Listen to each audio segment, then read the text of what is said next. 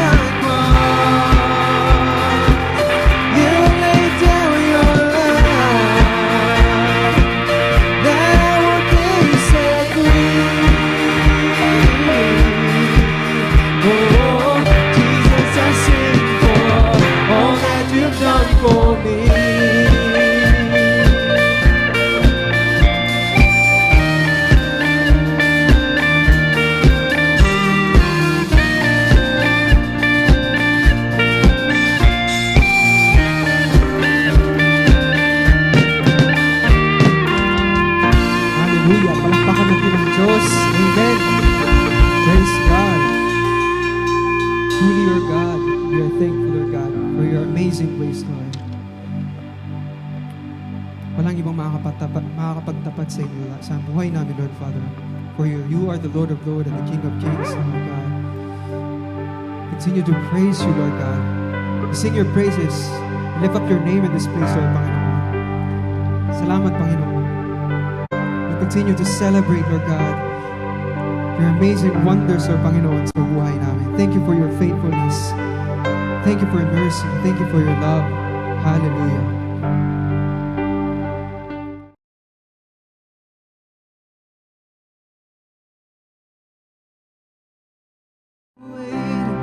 Without hope, without light, till from heaven you came running, there was mercy. Law and prophets, to a virgin came the word, from a throne of endless glory, to a cradle in the dirt. Let's praise our God. Praise the Father, praise the Son, praise the Spirit, three in one. God of glory, majesty, praise forever to the King of Kings.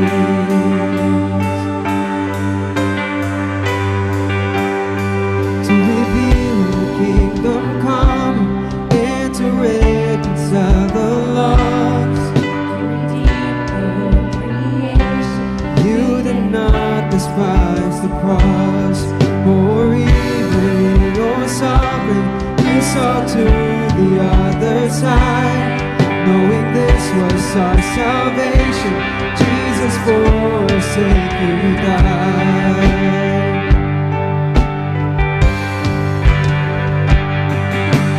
Praise the Father, praise the Son, praise the Spirit, three in one. God of glory,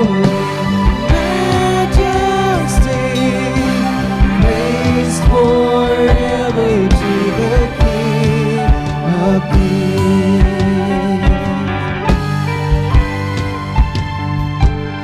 In the moment that you rose, all of heaven held its breath, till the stone was moved for good, for the Lamb had conquered death. And the dead rose from their tombs, and the angels stood in awe, for the souls of all who come to the Father are restored. And the church of Christ was born, then the Spirit lit the flame. Now this gospel to the all shall not kneel, shall not faint. By His blood and in His name, in His freedom I am free. For the love of Jesus Christ, who has resurrected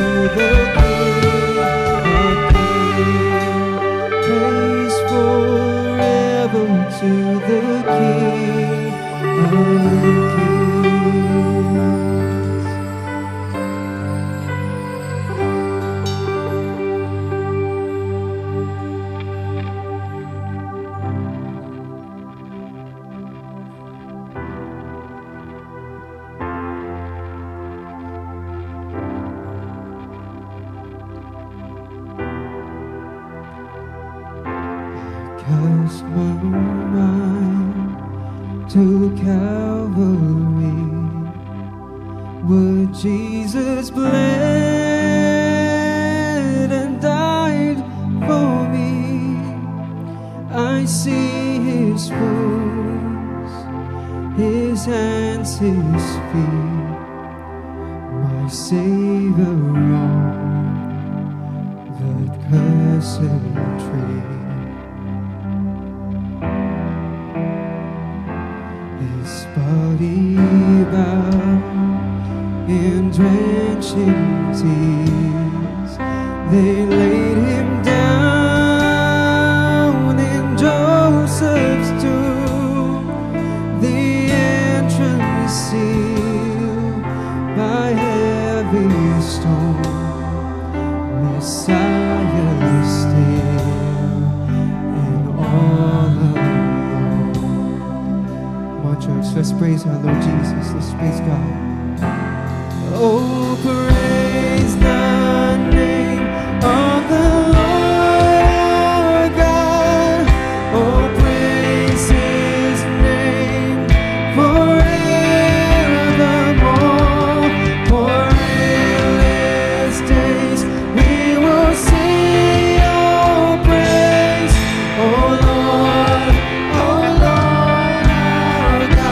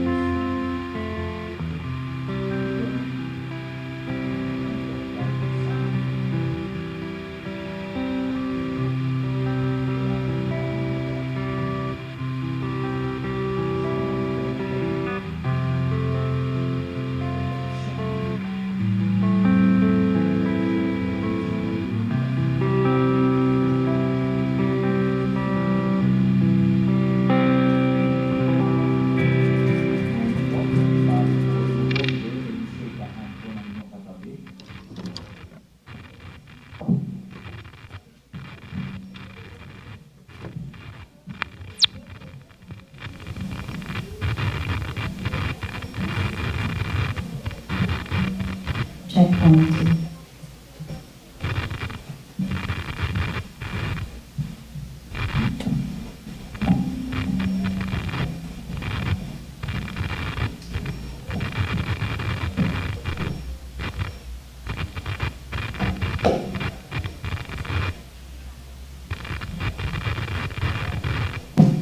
Para medyo malakas yung ulo ng ating microphone. Hinihilo siya ng kapalit. Sabi Glenn, nagpapalagdag na.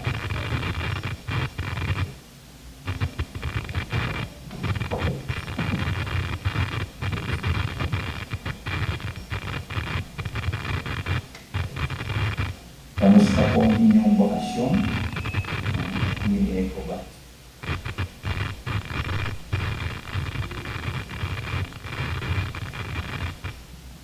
Masaya po ba ang inyong bakasyon, biyahe, family, get together? Ano po? Enjoy natin yung ating time. And welcome back sa ating gawain ngayong umaga nito. Kanina umaga, meron tumawag sa akin. Sabi niya, Pastor, gaano ba katagal pa ito? Pinagdadaanan ko. Nagpunta kami ng Amerika. Sabi niya, pero pagdating mo sa Amerika, halos lahat ng tao na makakausap ko, relatives namin, mga kaibigan ng relatives namin, pag may mga get-together, pero usapan yung nagkaroon ng cancer, namatay, naibin yung pinsan ko, hindi ko alam, sabi niya na namatay pala ng cancer. Kasi po yung anak niya, namatay ng cancer. Just this year. Sabi niya, hindi ako maka-move on. Hindi ako maka-step forward. Kasi lagi ko naaalala, every time na mayroong pag-uusapang gano'n, hanggang kailan ba? Actually, gusto ko nang tumawag sa inyo noon eh. Kaya lang, iba yung time, no? 15 hours difference. Sabi ko, wala na akong ginagawa, nandun ako sa bakasyon, pero hindi naman hindi ako. Na-experience niyo ba sa buhay ninyo yung gano'n na it seems na parang nandun ka sa madilim na tunnel. Pero and yet, hindi mo nakikita yung liwanag at the end. Parang tuloy-tuloy na madilim. O parang sinasabi natin na parang dumadaan ako sa sinabi ng buhay ko na parang gabi. Pero parang walang sinyales na dadating pa yung umaga. At minsan, kahit tayo bilang Kristiyano, dumadaan tayo sa ganung sitwasyon. At sa sitwasyon na yun, minsan tinatanong natin, saan ang pangako ng Diyos? Parang hindi nito na-experience yung pangako ng Diyos sa ating buhay. Minsan nga, the more pa ako nagpipray, mas lalo pang tumitindi yung pakiramdam ko, yung problema ko, mas lalo pang nadadagdagan. Kaya dumadating sa panahon minsan, na nagtatanong ang tao, ano ba ng Diyos ang pinagdadaanan ko? Alam niya ba yung sitwasyon ko? Does God really care for me? Mapagkakatiwalaan ko bang Diyos sa kanyang mga pangako na nababasa ko sa Bible sa gitna ng sitwasyon kong ito? And can He be a God to me as He claims to me? Pero minsan po, tumadaan tayo sa ganun. At minsan, ibang tao, nandun pa rin sa sitwasyon yun sa matagal na panahon na. O minsan naman, sabihin natin, hindi pa natin napagdaanan, pero in the future, kahit mas nasabi, pwede tayong dumaan sa ganung sinabi. At ang tanong ang Diyos ba ay magiging Diyos pag dumating ako sa sitwasyon na ito? Sa storya po ng Bible, yung Israel po, ganyan yung na-experience niya for so many generations. God, sabi sa Genesis, promised to Abraham na dadami kayo. And true enough, no? Sa storya ng Bible, sa storya ng Israel, dumami sila. Pero yun lang dumami lang yung populasyon Pero asan yung ibang pangako? Remember po, no? Pangako ni God kay Abraham, you will be a great nation. Tama, they are growing in numbers, no? Sa Egypt. But, lumalaki din yung problema nila bilang mga Israelites. Sa opening chapters ng Exodus, makita natin doon na ang dami rin nilang opposition at slaves sila. At sa story nyo ng Exodus, there was this man, no, si Moses, no, na it seems na ito yung tao na makakatulong sa amin. Si Moses, isang Israelite siya, pero he was adopted by the princess of Egypt, no? Kasi yung nanay niya, pinapapatay yung mga bata noon, so yung nanay niya, itinago siya at pinaanod siya dun sa ilog na nakita ng princess na inampun siya. Pero si Moses, twice, no, sa kanyang buhay, at alam niyo yung storyang ito, na sumablay siya. Nung una, at 40 years old, sabi sa atin ng storya, lumaki na siya sa Egypt. Nakita niya yung mga Israelites na pinapahirapan ng isang Egyptian overseer. Anong ginawa niya? Pinatay niya yung Egyptian overseer. Ini-expect niya yung mga tao, yung mga Israelites, magrarally sa kanya. Ay, wow! Moses, ang galing mo, pinagtanggol mo kami. Pero hindi eh. Tinalikuran din siya eh. Kaya anong nangyari sa kanya? Umalis siya ng Egypt, nagtago siya. And 40 years after, bumalik siya. Now at 80 years old, meron naman siyang another role. At yung role na yun ay isang impossible na gawin. Kumbaga parang mission impossible. At yung role niya is to demand kay Pharaoh na palayain yung mga Israelite that they may worship God. At during this time, sabi sa atin ng istorya, si Pharaoh nag-react doon sa kanyang request. Ano yung reaction ni Pharaoh? Lalong pinahirapan yung mga Israelites. Yung dati gumagawa lang sila ng bricks. Ngayon pati yung raw materials, yung straw, sabi ng Pharaoh, kayo na rin ang kukuha. At yun yung gagawin yung bricks, pero yung kota ninyo, yun pa rin, hindi magbabago. So lalong ang hirap, lalong na pressure. Kaya nga sabi ng Exodus 5 verse 21, sabi po doon, and they said, sabi ng mga Israelites, bago pa na pati relos natin. Ngayon lang ako napatingin. May the Lord look on you and judge you. You have made us obnoxious to Pharaoh and his officials and have put a sword in their hand to kill us. So Moses, bumalik ka dito. Para pahirapan lang kami. Malamang patayin pa kami sa hirap na pinagagawa sa amin dahil sa iyo. Isipin niyo yung sitwasyon na yun. Eto sila, chosen people. And yet, yung sitwasyon nila, they were slave. Hindi lang slave, pinahihirapan at gustong patayin. Ano nasa isip nila during that time? Iniisip nila na, ang Diyos ba really care for us? Ang Diyos ba nadidinig niya yung prayers natin? Mukha namang hindi siya interesado sa atin eh. Mukha namang wala siyang pakialam sa nangyayari sa buhay natin eh. Mukha namang hindi niya na tayo sasagutin sa ating panalangin. Ito yung opening book ng Exodus eh. Ito yung sitwasyon ng mga Israelite. Kaya nga ang tanong,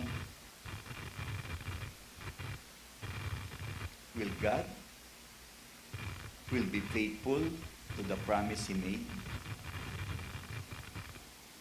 Ang Diyos ba mapagkakatiwalaan natin? Reliable ba siya sa ganitong sitwasyon ng buhay natin na nandun tayo sa hirap, problema, hindi lang hirap, hindi lang problema, matinding hirap, matinding problema. And chapter by chapter po sa book of Exodus, pinapakita sa atin ng writer an amazing picture of a character of God. Siguro po sa panahon natin ngayon, pag tinanong natin, yung mga Kristiyano, or even siguro yung mga bata sa Sunday school, ano ba yung storya ng Exodus? I'm sure, tayo sasabihin natin, yan yung dineliver yung mga Israelites from slavery from Egypt. Diyan din yung Ten Commandments. Diyan din yung nahati yung dagat. it's the story of Moses. Pero pag inisip po natin, kung ito po yung story ni Moses, no?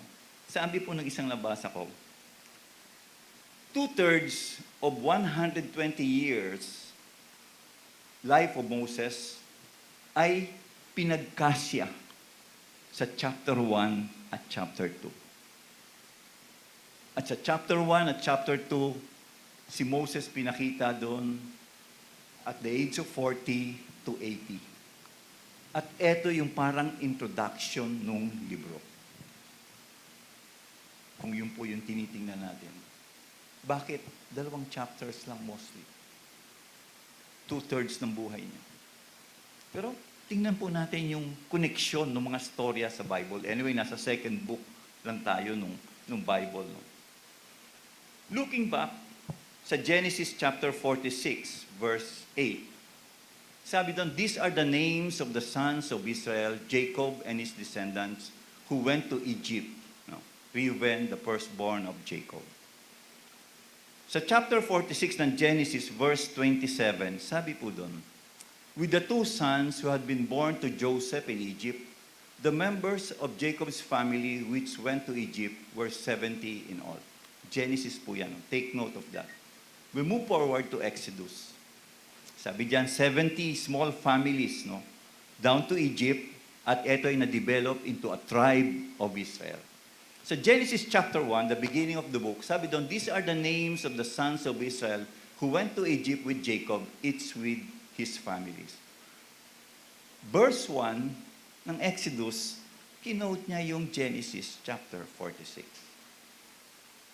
Sa Exodus chapter 1, verse 5, sabi naman doon, the descendants of Jacob numbered 70 in all. Joseph was already in Egypt. Para bang yung writer pinapakita sa atin na doon sa Genesis chapter 46, no? Kinote niya uli yun, pero in between Genesis 46 to the book of Exodus, alam natin doon yung storya ni Jacob, no? Binless niya yung kanyang anak, kung paano siya namatay, at ganoon din yung storya ni Joseph. At pagdating ngayon sa Exodus, ang pinapakita sa atin ng writer is, paano na? Parang telenovela to eh. Ano na mangyayari? Ito yung mga nang-upisa, ito yung tribes, ito yung lahi, ito yung nangyari kay Jacob, ito yung nangyari kay Joseph. Ngayon pagdating ng Exodus, paano na sila ngayon sa Egypt? Ano na ba ang buhay? At interesting po, dito sa storyang ito, no, pag pinag-aaralan natin, may mga bagong words na ginamit. Especially to describe these people. Sa Genesis po, ginamit po doon, and even in Exodus chapter 1, verse 1, nandyan po yun, sabi doon is, sons of Israel. Sons of Israel. Pero the same book, sa Exodus chapter 1, verse 7, tinawag na silang Israelites. Sa Exodus, 1. But the Israelites were exceedingly fruitful. They multiplied greatly, increased in numbers, and became so numerous that the land was filled with them. Israelites, sa verse 1, ginamit sa kanya is sons of Israel. Importante po na bago ko puntahan yung ating text, gusto ko makita natin yung storyline. Ano ba yung agenda? Paano siniset up, no, ng storya ni God from Genesis na nangako siya kay Abraham ng land, blessing, a great nation, and a relationship with Him. Ito yung pangako. Kaya dito natin pipick upin kasi ito yung pangako niya kay Abraham na ito ngayon yung Israelites, ito yung lahi ni Abraham. At sabi po sa Genesis 12 verses 1 to 3, babalikan lang po natin yun. Sabi doon, the Lord had said to Abraham, go from your country, your people, and your father's household to the land I will show you. I will make you into a great nation. Isipin mo yun. I will bless you. I will make your name great, and you will be a blessing. I will bless those who bless you, and whoever curse you, I will curse. And all people on earth will be blessed through you. Lahat ng tao sa mundo, sabi niya, will be blessed through you. Ito yung pangako ni God kay Abraham. Asan ngayon ito mga pangakong ito sa senaryo ng mga Israelites sa storya ng Exodus? A great nation. Well, okay. Bakit?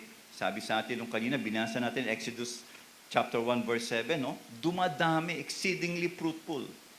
They multiplied greatly, increased in numbers, and become so numerous that the land was filled with them. Etong part na to ng promise ni God na pupulfill. Kumbaga, on target. Pero yung I will bless you and make your name great, paano mo masasabi na etong mga Israelites are great people? Paano mo masasabi that they are blessed? Slaves nga sila. Hirap na hirap sila. Gusto pa silang patayin ng mga Egyptians. At ito nga ang sabi sa Exodus chapter 11 verse 12.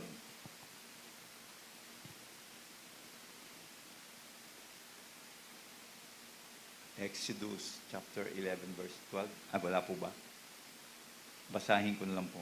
Then they put slave masters over them to oppress them with forced labor, and they built Pithom and Ramesses as store cities for Pharaoh.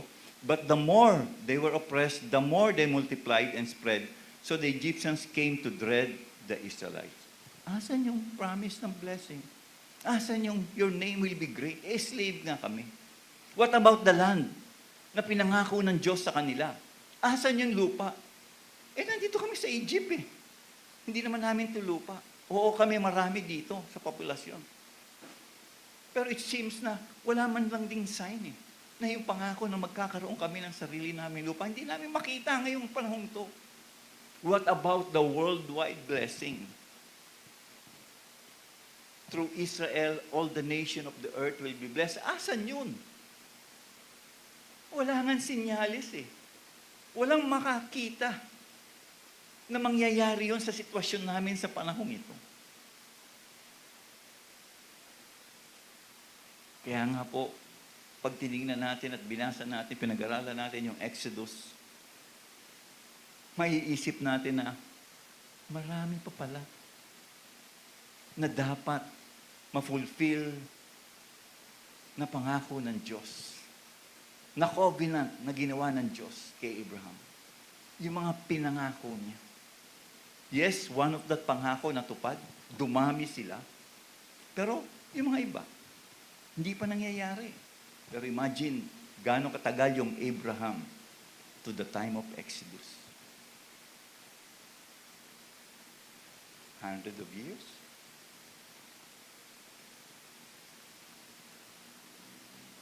At si God, sa istoryang ito ng Exodus, pinotektahan niya si Moses. Nung panahon na pinapapatay ni Pharaoh lahat ng mga first son. At later on, sabi sa atin ng istorya, no? Kinumission ni God si Moses to deliver His people. Tapos, yun nga, sabi ko kanina, nung pinatay ni Moses yung overseer na Egyptian, tumakbo siya, nagtago siya sa disyerto, napunta siya doon sa kanyang father-in-law kay Jethro, at ang trabaho niya na doon for 40 years is nagsi-shepherd siya ng mga flocks ni Jethro. At sabi sa atin, ito na po yung ating text na gusto kong pag-usapan natin ngayon. Ang title po is, What Does It Mean When He Says, I Am the Lord? And the text, nandiyan po sa ating Redeemer's World, it would come from Exodus chapter 5 verses 22 to chapter 6 verse 12. Basahin po natin yun. Moses returned to the Lord and said, Why, Lord? Why have you brought trouble on this people? Is this why you sent me? Ever since I went to Pharaoh to speak on your name, he has brought trouble on this people, and you have not rescued your people at all. Then the Lord said to Moses, Now you will see What will I do to Pharaoh because of my mighty hand? He will let them go. Because of my mighty hand, he will drive them out of this country. God also said to Moses, I am the Lord. I appeared to Abraham, to Isaac, and to Jacob as God Almighty. But by my name, the Lord, I did not make myself fully known to them. I also established my covenant with them to give them the land of Canaan, where they resided as foreigners. Moreover, I have heard the groaning of the Israelites, whom the Egyptians are enslaving, and I have remembered my covenant. Verse 6, therefore says to the Israelite, I am the Lord, and I will bring you out from under the yoke of Egyptian. I will free you from being slave to them, and I will redeem you with an outstretched arm and with mighty acts of judgment. I will take you as my own people. I will be your God. Then you will know that I am the Lord your God, who brought you out from under the yoke of Egyptians, and I will bring you to the land I swore with uplifted hands to give to Abraham, to Isaac, and Jacob, and I will give it to you as a possession. I am the Lord. Moses reported this to the Israelites, but they did not listen to him because of their discouragement and harsh labor. So yan po yung text natin na gusto kong pag-usapan natin. Kanina po, introduction lang. Parang ang haba, ano? Pero gusto kong makita natin at ma-remind tayo ng story as we look at this, na para bang itong binabasa natin ay ma-refresh tayo. Now, nagkamali po ako. Ano? Mali ako, no? Naabante ako. Kasi dito sa storya pala, meron pa ho palang isa. Sa chapter 2, verse 23 to 25, sorry po. Pag tinignan po natin, ito yung parang summary. No? Exodus chapter 2, verses 23 to 25. Kaya po, sorry dun sa tech team natin, no? Na-advance pala ako. Ayan. Sabi dun, ito yung pinaka-summary ng storya na nangyayari. During the long period, the king of Egypt died. The Israelites groaned in their slavery and cried out, and they cried for help because of their slavery went up to God. So after ng introduction kay Moses, ano po, ito na yung storya at paano mapupulfill yung covenant. And then dito, sabi sa atin, namatay na yung king. Yung mga Israelites, dumadaing sila sa Panginoon. Umiiyak sila sa Panginoon. Ligtas mo kami bilang slave sa Egypt. At sabi sa atin ng text, napakinggan ng Panginoon ang kanilang panalangin, ang kanilang panaghoy. At naalala niya yung covenant niya kay Abraham, kay Isaac, at Jacob. Tinitingnan niyang Diyos ang Israelites at concerned siya. Dito lang po sa verse na to na binasa natin, two things na gusto ko makita natin.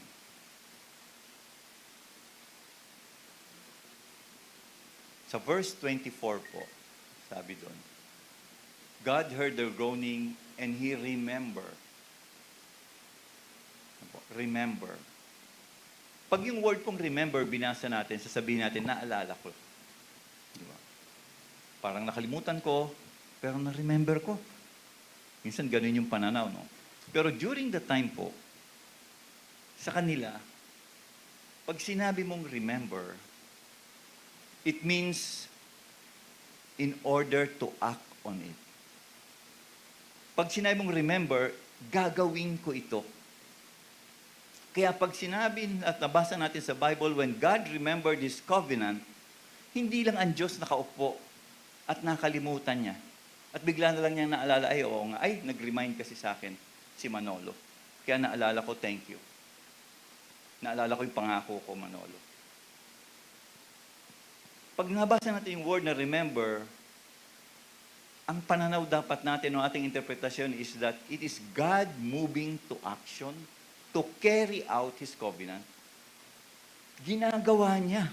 Hindi lang nakalimutan niya at hindi niya na nagawa. Doon lang niya naalala. Kundi patuloy niyang ginagawa ito. At kung ano yung pinangako niya kay Abraham, kay Isaac at kay Jacob, tutuparin niya. At meron siyang ginagawa. Yun yung word na remember.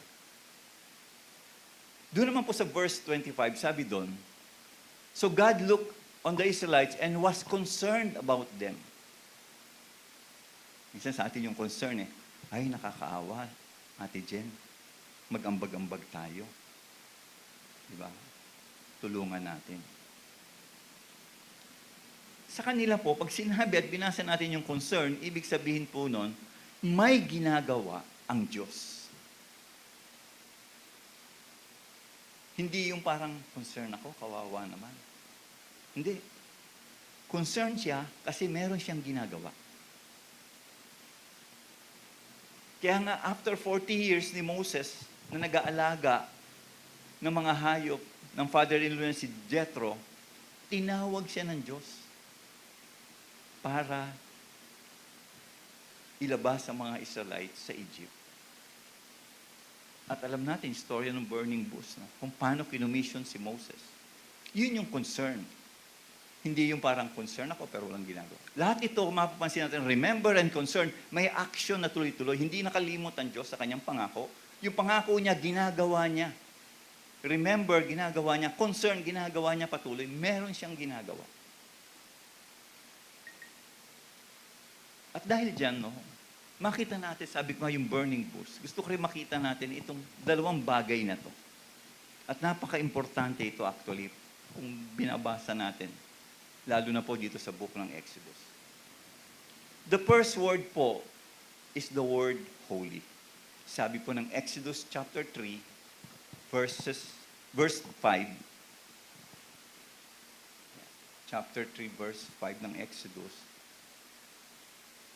Do not come any closer. Ito po sa burning bush, God said, take off your sandals, for the place where you are standing is a holy ground. Alam niyo po ba na this is the very first time na ginamit yung word na holy? From Genesis. First time. At pag binasa natin yun at tinakita natin yung standing in a holy ground, parang binibigyan, sabi ng author, binibigyan tayo ng clue. Kung ano yung gustong i-reveal ni God about Himself kay Moses. Nasasabihin niya kay Moses, ano ang ibig sabihin pag sinabi ng Diyos na siya ay holy? At hindi lang yon, nire-require ng Diyos na ang kanyang mga tao na tinawag niya will be like Him in holiness. Isipin ninyo po, ano ba yung holy? Ano yung holiness? Dami natin nababasa yan, kinakanta natin yan, nababanggit natin yan. Pag inisip niyo yung holiness, is ito yung katangian lang ng Diyos. Siya lang ang meron nito. Kung mayroon kang i-describe na holy, ang Diyos lang yun. Ito yung word na sasabihin natin na kakaiba siya sa iba, sa marami. Sabi natin, separate. Completely kakaiba siya sa maraming tao o kahit kanino o anumang bagay. Yes, alam natin na si God is infinite and we are finite. But hindi lang dun Isipin natin na in terms of righteousness, yung character niya. He is glorious. He is faithful to His promise. He is majestic. Hindi tulad nating mga tao. Kaya nga, ang Diyos ay distinct. Kakaiba siya. And that's why He is holy. At during this time na nai-encounter ni Moses si God, dito niya natututuhan itong mga ito. At nire-reveal ni God kay Moses kung sino siya. Kaya nga sabi niya doon, tanggalin mo yung sandal. Bakit? Because where God is, things are different. Sabi doon, the ground is holy. Hindi ito kapareho ng ibang lupa sa buong paligid mo. Dito, it is a holy ground because of the presence of God.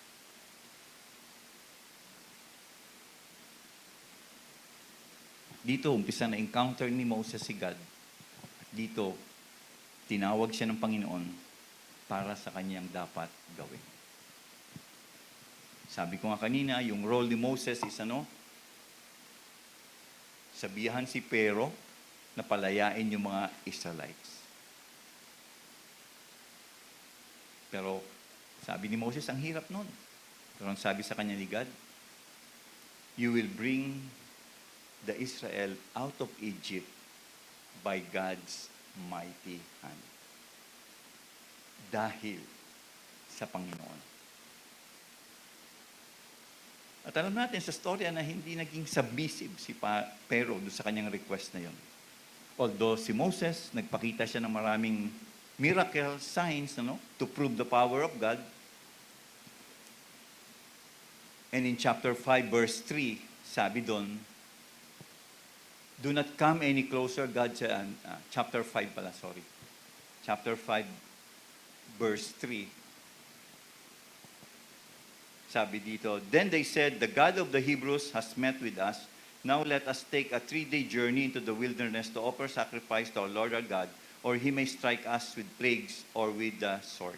So yan po, yun yung sinabi ni Moses. Pero anong response ng king ng Egypt? In verse 4 ng chapter 5, but the king of Egypt said, Moses and Aaron, why are you taking the people away from their labor? Get back to your work. So yun, pinahirapan uli sila, pinabalik sila, rather than i-let go, lalong pinahirapan pa sila. At yan nga po yung dating ngayon, nung binasa ko kanina, sorry po, na-advance ako. Chapter 5, verse 22 to chapter 6, verse 9. At eto pong binasa natin kanina. Pag pinagmuni-puni po natin, grabe po ito na revelasyon ng Panginoon kay Moses kung sino siya. Kaya nga po, ito yun. Kaya ngayon, sinatanong natin yung title. What does it mean when God says, I am the Lord? With all the background scenario, verse 22, ito po nabanggit ko na to dati sa ating group chat, di ba? Si Ate Bri nagsagot nga doon eh. Mapansin natin na merong questions in chapter 5, verse 22. The first question is, Lord, why have you brought trouble on these people? Si Moses yung nagsasalita. Bakit mo pinahirapan itong mga taong to, Panginoon? Ba tayo may question eh. Kristiyano naman ako. Faithful naman ako sa iyo, Lord. Bakit mo ako pinapahirapan? Pangalawang tanong, is this why you sent me? Kaya mo ba ako pinadala dito para lalong pahirapan itong mga taong to? And then in verse 23, nandun yung complaint. Sabi niya, you have not rescued your people at all. Hindi mo niligtas yung mga tao. Asan yung pangako mo? Ito ngayon, sa story ito, makita natin si Moses, a man of God, na pinili ng Diyos para i-accomplish yung kanyang promise. Pero itong man of God na ito, na dapat siya yung totally, nagtitiwala sa Panginoon, pero ang senaryo niya, pag binasa natin yung verses 22 at 23, naguguluhan na siya eh. Nababaghabag na siya eh. Ang dami niya ng tanong sa isip niya eh. Dahil sa pinagdadaanan na experience. Diba? Tayo ganun din eh. Alam natin yung Bible. Pastor, alam ko yung Bible. Alam ko yung ganito. Ang galing pa natin minsan mag-counsel sa ibang tao. Pero pag tayo na dumadaan sa senaryo na yun, ang dami natin tanong. At yung mga questions ni Moses, yung accusation niya, kay God. Ano bang purpose nitong lahat ng ito? Diyos ka pa naman. Anong ginagawa mo? Ano bang gusto mong mangyari? Bakit ganito yung senaryo? Bakit mo pa ako tinawag from Jethro? Tahimik na ang buhay ko doon. Babalik ako dito sa Egypt at tapos ganito lang ang mangyayari. Sinisisi ako ngayon ng mga tao. Na mamamatay sila dahil sa akin. Na ako naman inutusan mo lang. Kung ano yung sinabi ko sa kanila. Sinabi mo sa akin, sinabi ko kay Pero. Ganun yung senaryo ni Moses. Pero the good thing sa Bible, like ko ang sinasabi, no? Kaya ang ganda na binabasa natin yung Bible ng tuloy-tuloy. Makikita natin sa chapter 6, nandun yung grace and mercy ni God as He answered the questions and the complaint of Moses. Tingnan natin yung chapter 6, verse 1. Ito, sinagot ni God in reverse. Inuna niya yung complaint ni Moses. Sabi ng chapter 6, verse 1, Then the Lord said to Moses, after the questions, after the complaint, Now you will see what I will do to Pharaoh. Because of my mighty hand, he will let them go. Because of my mighty hand, he will drive them out of the country. Rather than rebuke yung matanggap ni Moses, dahil nagko-complain ka, ano ka ba? Hindi ka ba nagtitiwala sa akin? Binigyan ng Diyos si Moses ng reassurance about His promise. Para bang sinasabi ni God dyan sa verse na yan, Moses, huwag mo ako i-judge tungkol sa aking faithfulness, sa aking pangako. Hindi mo alam yung mangyayari, yung mga darating na panahon. Umpisa pa lang itong ginagawa ko eh. Hindi mo pa nabasa, Moses. Hindi mo pa inabot yung Exodus chapter 7 to 11. Hindi mo pa nakita yung plagues na gagawin ko at plano ko.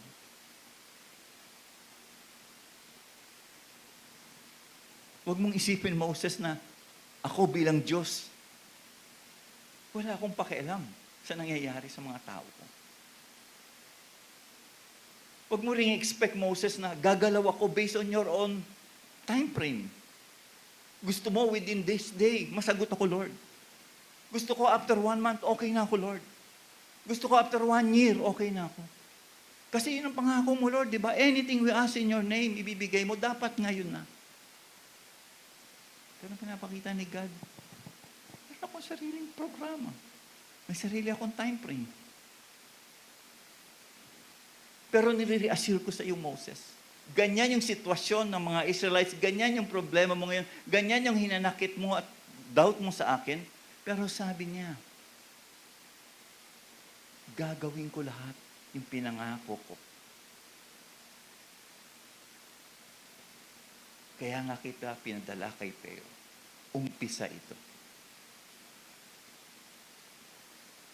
Pero hindi yun yung importante dito eh. Ano? Ang importante dito, na gusto nating malaman at ipakita sa atin ng writer, itong verse 2. Sabi doon, God also said to Moses, I am the Lord.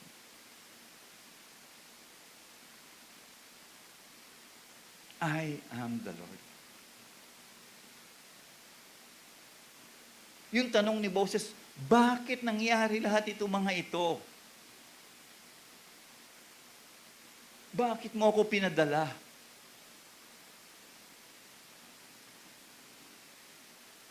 At dito po sa verses 2 to 8, yung questions na yun ni Moses, binigyan ng Diyos ng kasagutan.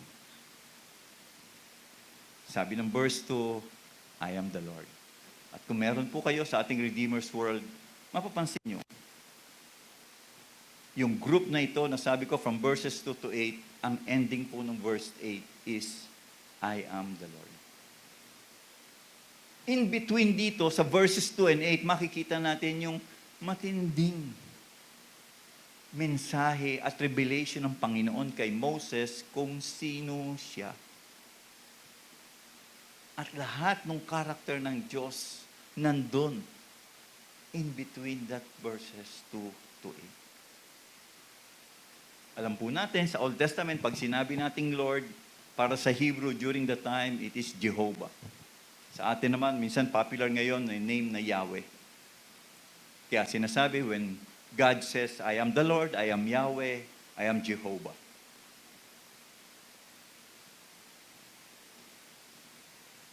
Kaya nga po yung tanong na, ang Diyos ba ay mapagkakatiwalaan ko sa kanyang mga pangako? Sabi ko kanina, dumadaan tayo sa madilim na tunnel.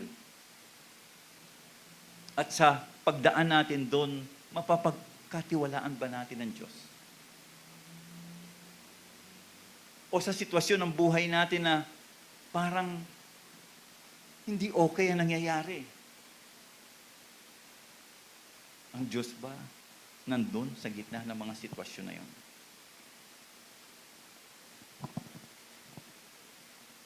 Kaya nga po siguro kung bibigyan ko ng another title yung Exodus, it is, what does it mean to be Yahweh? What does it mean to be the Lord as your God? At ito po yung agenda nitong libro ng Exodus. Si God to encourage Moses, and I believe all of us, as we read the book of Exodus, and what it means to have the Lord as our God. Unang-una po sa ating outline, sabi po ni God dito, He is a God who reveals Himself. Sabi ng verse 3, I appeared to Abraham, to Isaac, and to Jacob as God Almighty, Lord, Jehovah, Yahweh.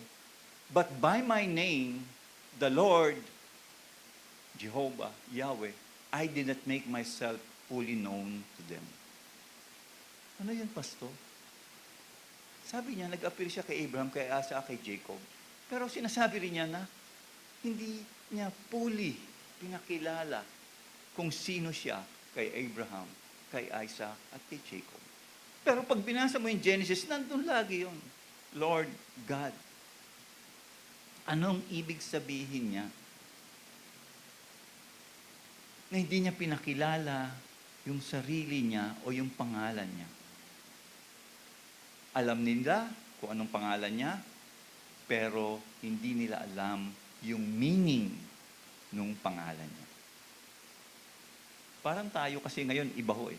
May pangalan tayo, pero it does not describe our character. Sa Diyos po, yung pangalan niya mismo, yun yung character niya. At tayo, bilang Kristiyano, alam natin na sinasabi sa atin ng Bible, no, even in Exodus chapter 3, verse 14, sabi doon, I am who I am. Siya yung Diyos na eternal present tense, God. Siya yung Diyos na nire-reveal niya yung content ng kanyang pangalan. Sabi ko nga, His name is Yahweh. Sabi nga nung isa nabasa ko, Yahweh is the family name of God. It is the name of personal revelation. It conveys character of the one who bear it. So when God gave His name, He is saying, eto yung character ko. Akala natin name lang, Lord, God, Yahweh, Jehovah. Yun na pala yung character niya. So our job ngayon is ano? Anong ibig sabihin ng pangalan ni Yahweh? Yun nga natin tinitingnan. Kasi sabi niya, this is my character. Ano ngayon ito? Para every time binabasa natin yung Bible, makikita natin na etong pangalan na ito at ito yung character ni God, tama ang ating pananaw. At yung Bible nagiging buhay sa atin pag binabasa natin. So kaya when God revealed Himself to Moses, and I believe to all of us also, hindi katulad nung nireveal niya sa patriarchs. Kasi si God, mapapansin natin, progressive yung kanyang revelation. Di ba? Up to the point na si Jesus Christ dumating. Unti-unti yun. At habang binabasa natin yung Bible, nagiging clearer, nagiging malinaw, mas malinaw sa atin as time goes by. Kaya ito yung isa niyang sinasabi, He is a God who reveals Himself. Pinapakilala niya. I am the Lord. Pangalawa pong point, sabi sa atin, He is a God of covenant faithfulness. Bilang Yahweh, bilang Lord, He is a covenant faithfulness. Sabi ng verse 4, I also established my covenant with them to give them the land of Canaan where they resided as foreigners. Sabi ni Lord, nangako siya. At yung pangako niyang yon, gagawin niya. At hindi siya magbaback out. Tutuparin niya yon. Sabi ng verse 5, Moreover, I have heard the groaning of the Israelites whom the Egyptians are enslaving, and I have remembered my covenant. Again, nandiyan po yung remembered, no? Sabi ko nga kanina, na pag-usapan na natin yon. So, ang point na sinasabi niya kay Moses, Moses, hinto mo na yung pagko-complain mo. Na hindi ako faithful sa pangako ko. Na hindi ako reliable na Diyos. Just because hindi mo nakikita yung pangyayari ng covenant ko, natutupad yung pangako ko, ibig bang sabihin doon, unfaithful na ako? Hindi. Gumagawa ako. Patungo dun sa pangako ko na matupad yun. Hindi lang ayon sa gusto mo o sa programa mo. Dapat malaman mo na ako ang Diyos at mapagkakatiwalaan mo ako. Dependable ako. Faithful ako. Eto ako bilang Diyos. Gagawin ko ang mga bagay at ginagawa ko ang mga bagay sa panahong ito dahil pinupulpil ko yung pangako ko sa inyo. Kaya nga po pag nabasa natin sa Bible, especially in the Old Testament, yung word na Lord, tinitingnan natin at iniisip natin na, Lord, He is a God of covenant faithfulness. Covenant simply means po, gumawa ang Diyos ng agreement. Sabi niya, He will be our God, we are His people, sealed by the blood of Jesus. Tayo mga Kristiyano, sealed by the blood of Christ. Ibig din po sabihin, yung covenant na yon that He will never let us go. He will never let us down. He will never turn His back on us. He is a God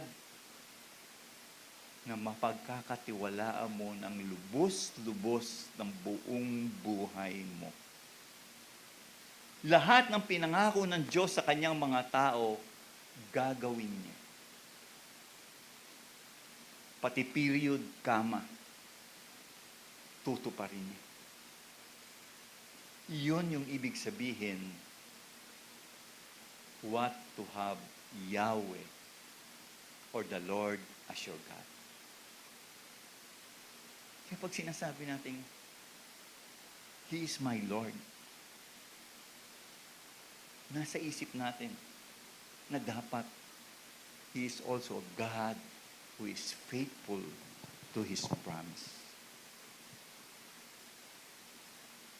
Number 3 po, sa ating outline, sabi doon, He is a God of rescuing grace.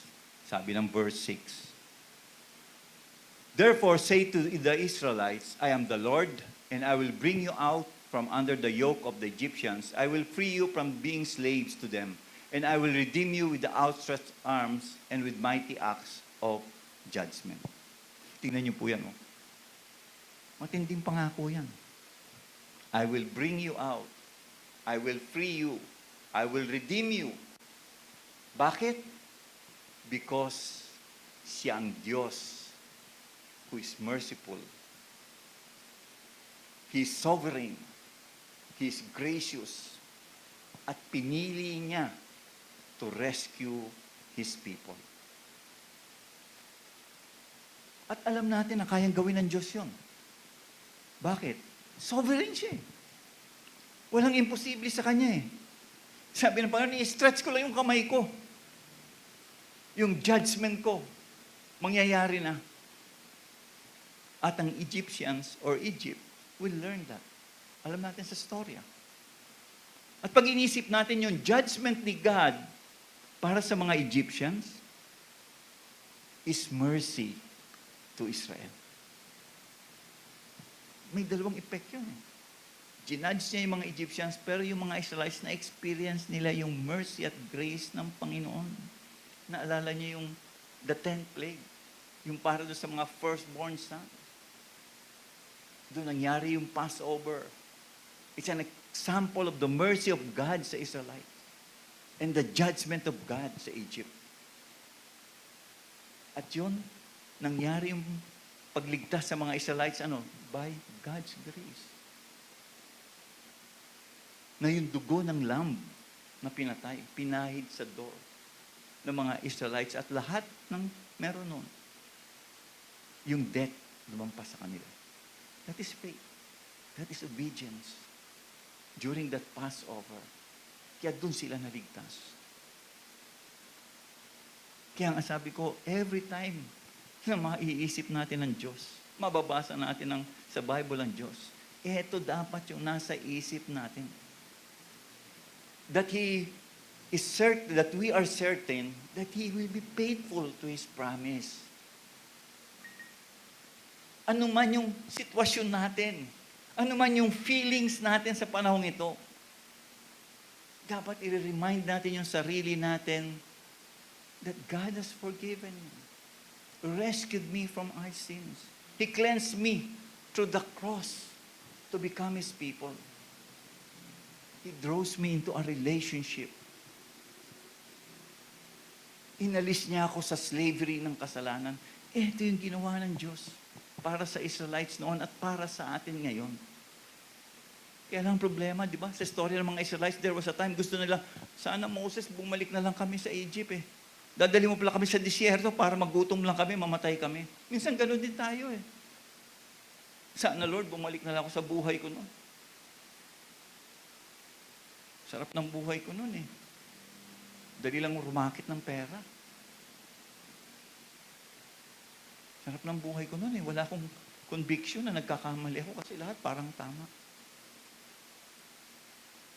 Pero every time we come to that kind of scenario, ang prayer ko is that we go back to the cross. Go back to that rescuing grace ng Panginoon. Luluhod tayo muli. Iiyak tayo muli sa Panginoon. Sabihan, Panginoon, patawarin mo ako. Dahil every time we say the word, Lord, Panginoon, Diyos ko, ito yung ibig sabihin. That He is a God of rescuing grace. Hindi yung Diyos na parang dapat 100% ka paglapit sa akin. Ay, teka. Parang 80 lang ah. Hindi mo na kita tatanggapin. Balik ka na lang pag kumpleto ka. Hindi ako interesado sa'yo. Gusto ko yung 100% lang na okay. Hindi. Eto tayo. Nagkukulang, nagkakamali. But we have a God who is a God of rescuing grace. A God who loves to rescue sinners. Yun ang gusto ng Diyos eh. Iligtas yung mga makasalanan.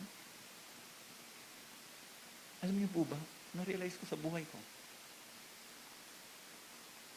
na siguro hanggang kunin ako ng Panginoon, magkakamali ako at magkakamali. Magkukulang ako. Hindi ako perfecto eh. Kaya nga, every time na bumabalik ako sa Panginoon, every time na nagpipray ako, na-experience ko yung rescuing grace na yun ng Diyos. At habang buhay ko sa mundong ito, doon ako umaasa. Lord, sa grasya mo. Kaya nga mamaya, we will again remember communion and go back to the time of death of Jesus Christ. Bait kasi ng Diyos eh. Hindi ka niya sasabihin na, alam mo, Ber, pagod na ako sa iyo eh. Paulit-ulit ka. Hindi siya ganun. He is a God of a covenant faithfulness. He is a God of rescuing grace. And number 4 po, He is a God of a personal relationship. Sabi ng verse 7. Ako, 11:27 na pala. I will take you as my own people, and I will be your God. Then you will know that I am the Lord your God who brought you out from under the yoke of the Egyptian. He is a God of personal relationship. Bilang Kristiyano, alam natin na sinasabi natin na it's not a religion. It is a relationship with Jesus or with God. Knowing Him as the loving Father, Siya yung nag-umpisa na magkaroon tayo ng relasyon sa Kanya. Dahil dun sa covenant niya na mercy para sa atin. At ang request lang o demand lang ng Diyos is what? Kung ano yung ibinibigay niya sa atin. Dahil gusto niya tayo magkaroon ng relasyon sa Kanya. Tayo would respond to Him positively also. Ano yung positive response sa Panginoon? Maging tapat tayo sa Kanya. Kasi ang Diyos, exclusively faithful siya sa iyo. Para itong buhay ng mag-asawa.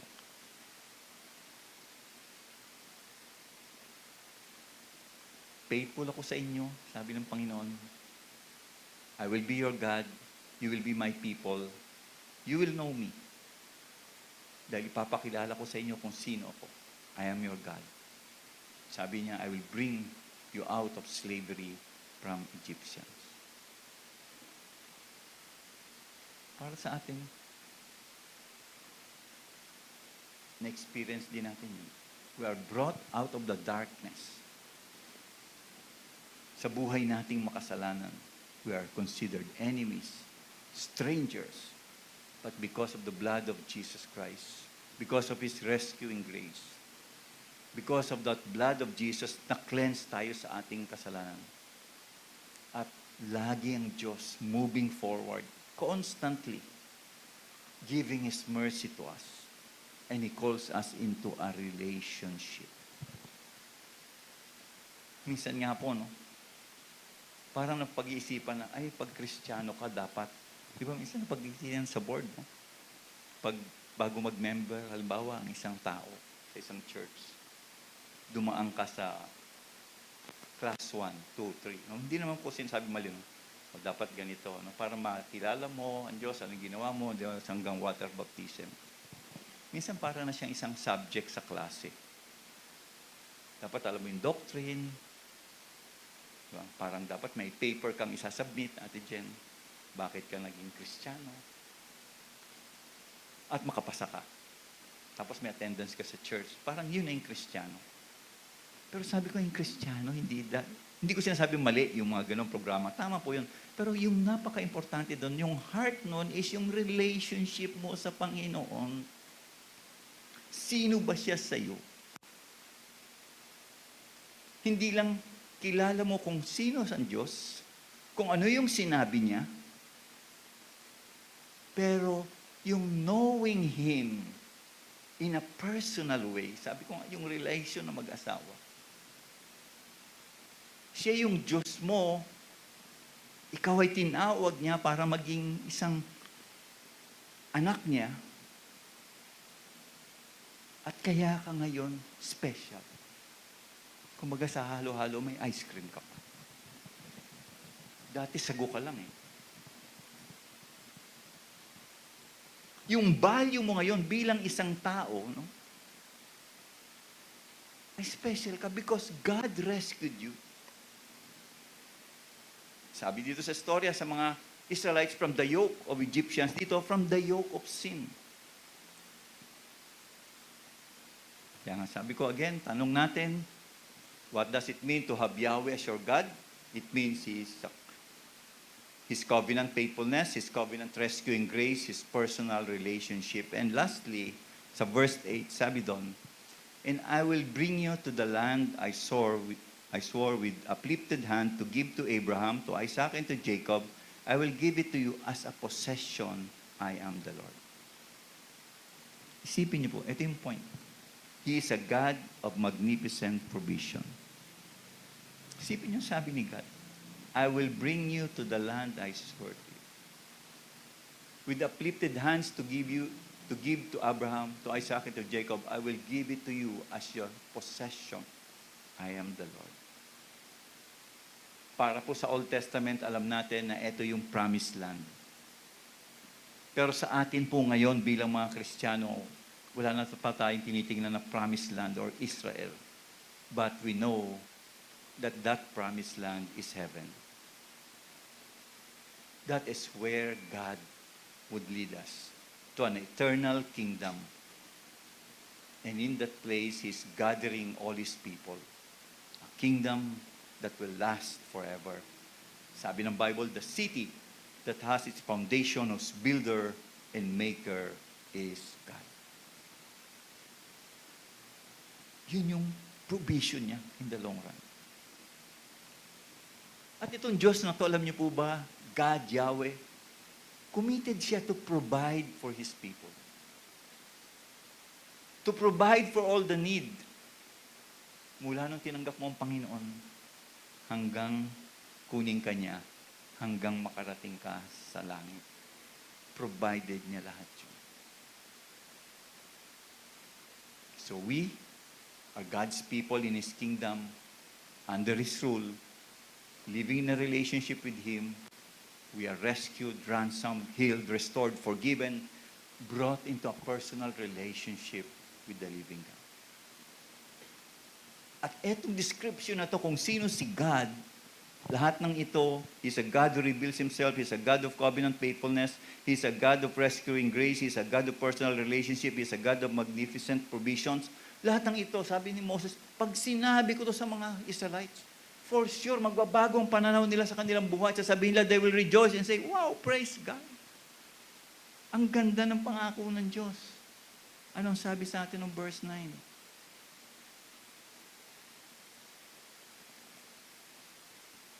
Moses reported this to the Israelites, but they did not listen to him because of their discouragement and harsh labor. Hindi nakinig yung mga Israelites because of their situation. Discouraged sila.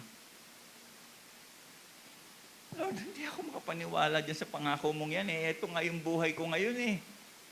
Paano ako maniniwala dyan? Pinangako mo nga kay Abraham pa yan. Ngayon, pangako muli sa amin, sasabihin mo ito. Pero hindi ako maniwala eh. Pero sabi ni God, I am a God of covenant faithfulness. Kung magsisisi kayo, I am a God of rescuing grace. I have a personal relationship with you. Tayo ba today? Ganun na rin ba tayo? Ang tingin natin sa Diyos, malabo, Lord. Mukhang hindi mo na ako masasagot sa prayer ko. Parang itong sitwasyon ko to, ganito na lang talaga ako, Lord.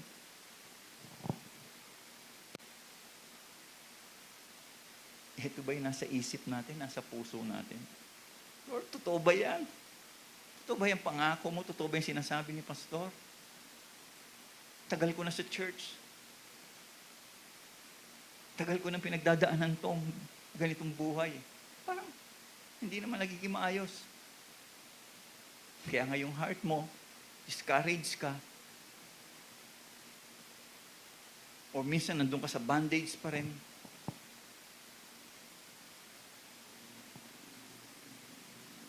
Dahil iniisip mo, hindi na mag-work eh. Wala. Minsan, alam niyo ba kung bakit hindi nag-work? Dahil tayo rin. Hindi tayo nagtiwala patuloy sa salita ng Diyos. And this morning, ako po nung pinag-aaralan ko to, it's been a big lesson for me, rebuke to me. Ito yung tanong sa buhay natin. Ano ba yung buhay na ipinamumuhay ko ngayon? Paano ba ako namumuhay ngayon? Totoo nga bang naniniwala ako sa Diyos na siya ang Diyos?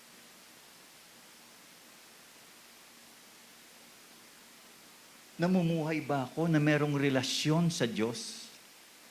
At itong Diyos na ito ay mapagkakatiwalaan ko ng buhay ko.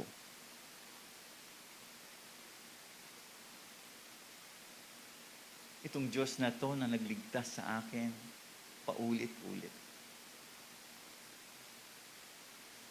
His grace never ran out.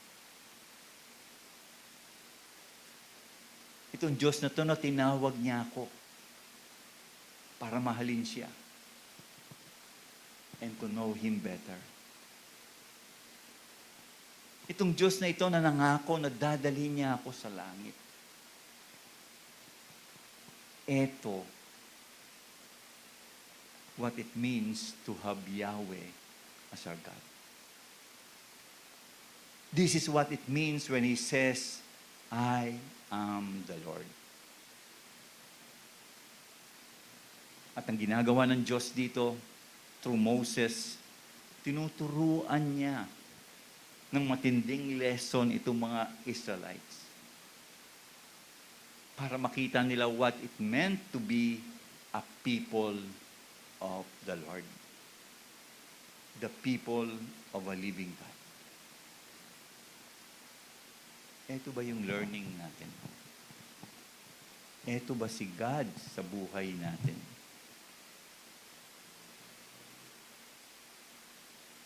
And as we prepare for our communion,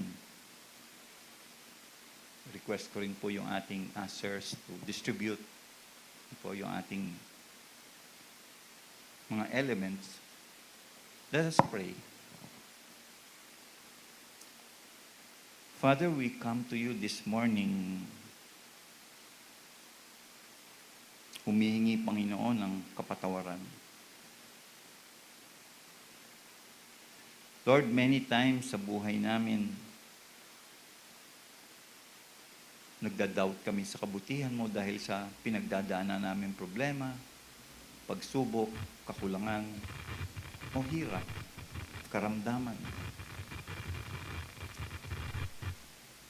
But Lord, as you reveal yourself to us ngayong umagang ito through your word, through the story ni Moses as ng Israelites, panalangin namin, Panginoon, na lagi naming maalala kung sino ka as our Lord, as our God, as Yahweh.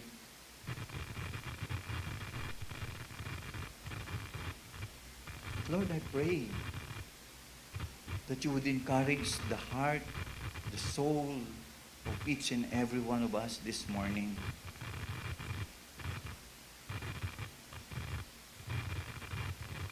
Na makita ng bawat isa, Lord, who you are, faithful, trustworthy, a God who rescued,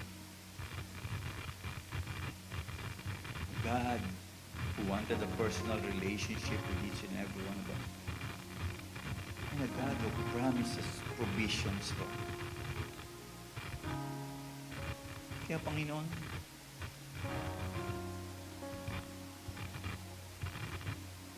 may your message, Lord, through your Spirit, really encourage each and every one of us and minister to us.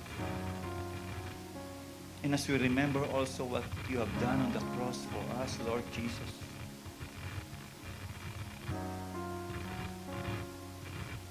patawarin mo kami, Panginoon, sa mga kasalanan namin sa iyo. We come to you with that faith on your rescuing grace to be upon us this morning. Help us, Father God. Guide us. Mold us. Teach us. In Jesus' name we pray. Amen.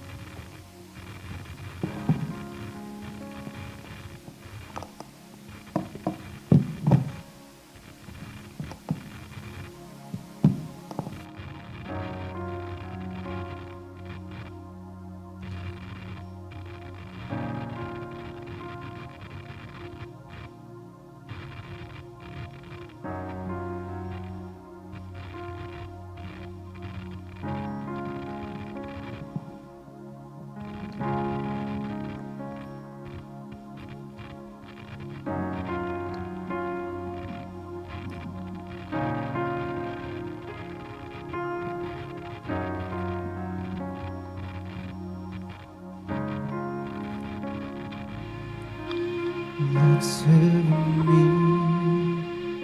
let me reveal who I am. I'm your Savior. I will kneel down and wash all the sin from your soul. I'm your servant. I am all you need. I'm the lamb that was slain, and my blood washes you clean. I'm the pure sacrifice. Let my life give you life. I'm the Lamb.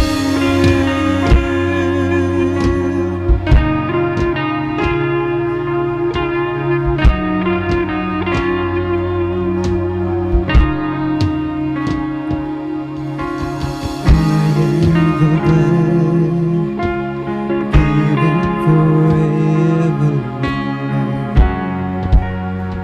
I sustain you. Drink from the cup. It is my blood shed for all. I'm redemption. I am all you need. I am everything. I'm the lamb that was slain, and my blood washes you clean. I'm the pure sacrifice. Let my life give you life. I'm the lamb that was slain, and my blood washes you clean. I'm the pure sacrifice. Let my life give you life. I'm the Lamb. I'm the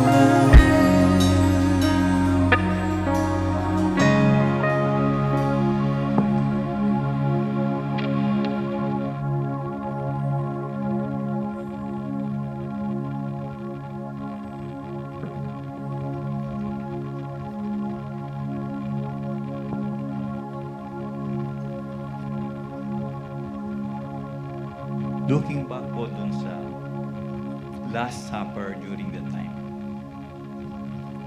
At ito po na, nung last Holy Week, binabasa ko again yung Gospel ni Mark. Naalala ko lang na, di ba si Jesus kasama niya yung 12 disciples. At yung Passover meal na ito, lagi nila itong ginagawa.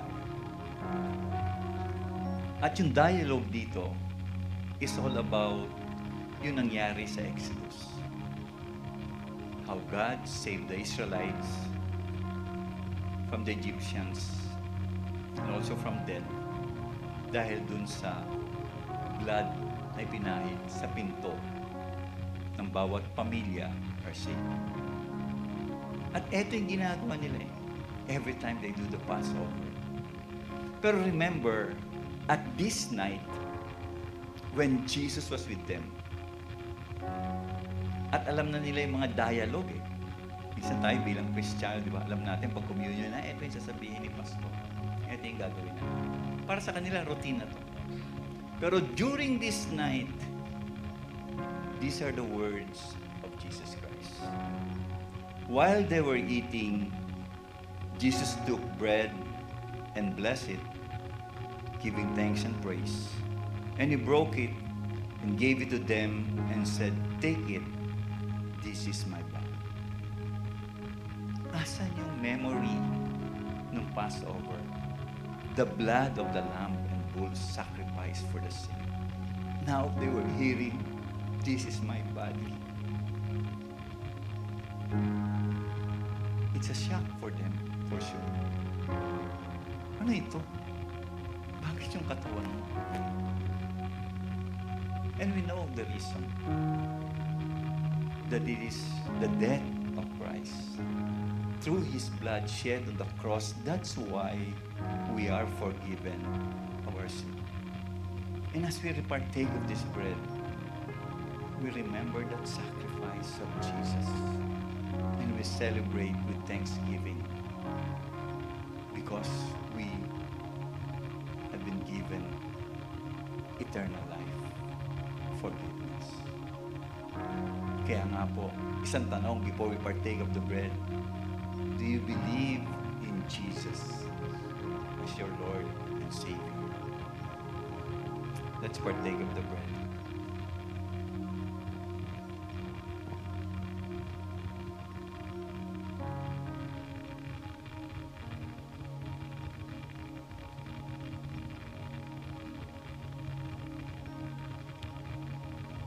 And when he had taken a cup of wine and given thanks, he gave it to them, and they all drank from it.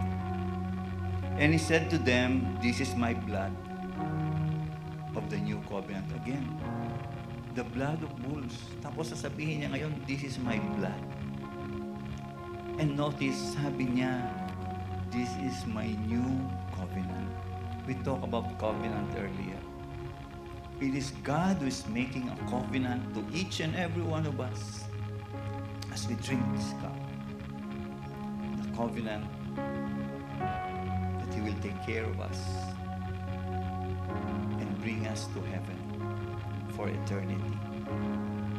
And that our sins are forgiven. This is my blood of the covenant which poured out for you, poured out for many, for the forgiveness of our sins.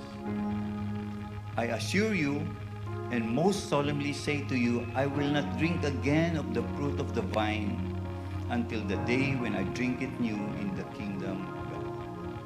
Sa pag-inom natin ito, sa pag-alala natin, hindi lang natin inaalala yung nakaraan na namatay ang Panginoong Jesus sa cross, but also yung pangako niya na gagawin niya ito uli pag nandun na tayo sa kanyang kingdom.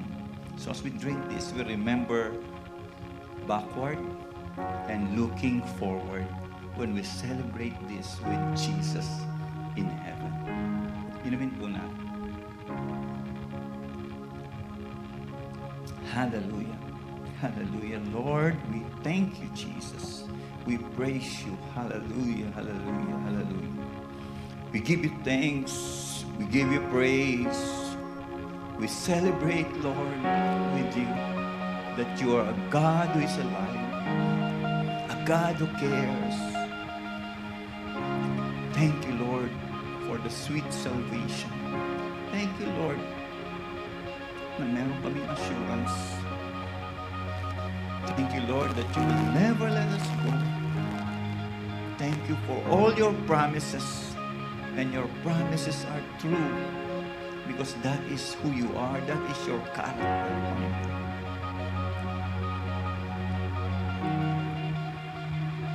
Thank you, Jesus. This is our prayer. Through Christ our Lord. Amen and amen.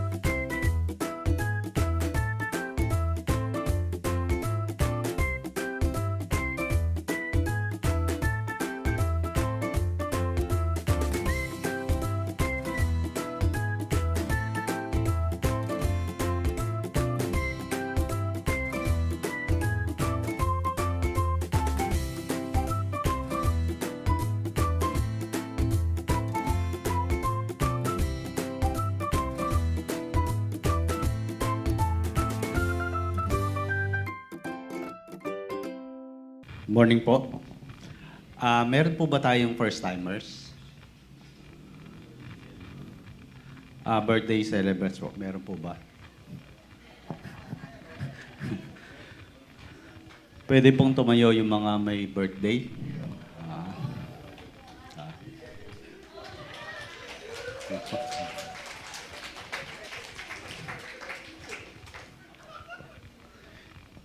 Inaanyahan po kayo sa bahay nila mamaya.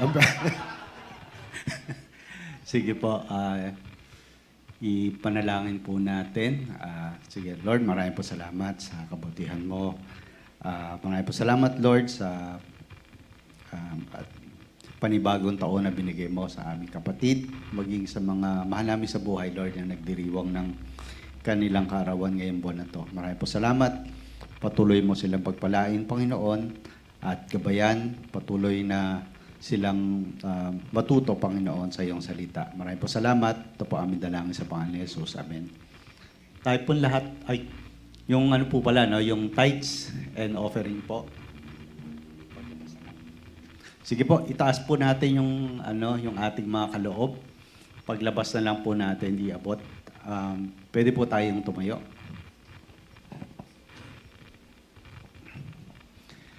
Maraming Diyos, maraming pong salamat sa kabutihan mo.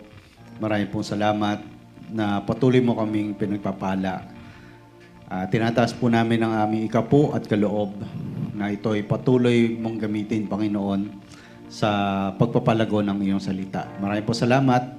Pagpalain niyo po yung mga patuloy na nagbibigay, Panginoon. Kahit na, Panginoon, sila ay may financial challenges, Lord. Lord, but itong pangako mo, Panginoon, that you will open the floodgates of heaven. At ikaw, Panginoon, ang magpupuno, Panginoon, ng lahat ng aming mga pangailangan. Maraming po salamat, Panginoon. Ito po aming dalangin sa Pangalan ni Jesus. Amen.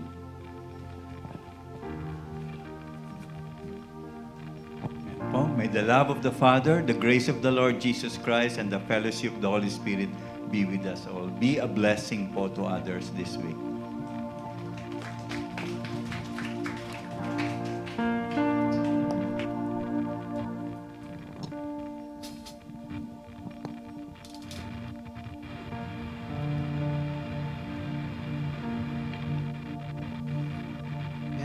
Awitin po natin ulit ang kantang Amazing Grace, for it is truly amazing that God has given us grace. He has given us the gift of salvation. Hallelujah.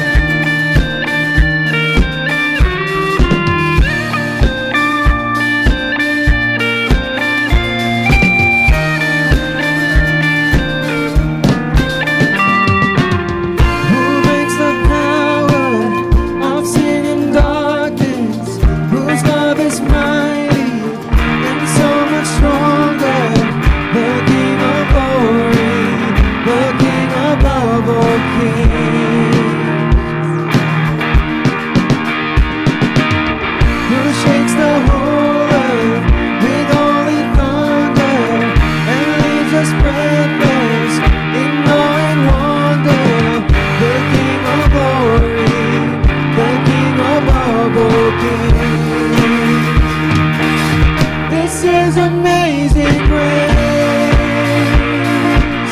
This is unfailing love. That you would take my place. That you would bear my cross. You lay down your life. That I would be set free.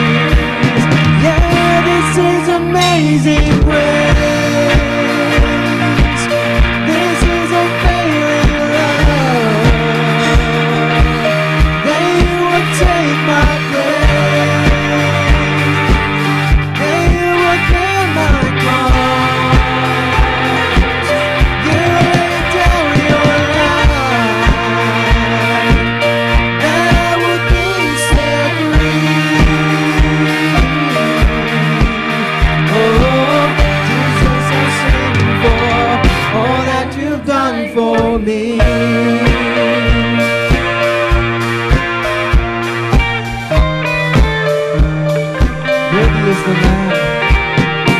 Worthy is the Lamb who was slain. Worthy is the King who conquered the grave. Worthy is the Lamb who was slain. Worthy is the King who conquered the grave. Worthy is the Lamb who was slain. Worthy is the King who conquered the grave. Worthy is the Lamb who was slain. Worthy, worthy, worthy. Oh, this is amazing grace. This is unfailing love. That you would take my place. That you would bear my cross. You laid down your life. That I would be set free. Oh, Jesus, I sing for all that you've done for me.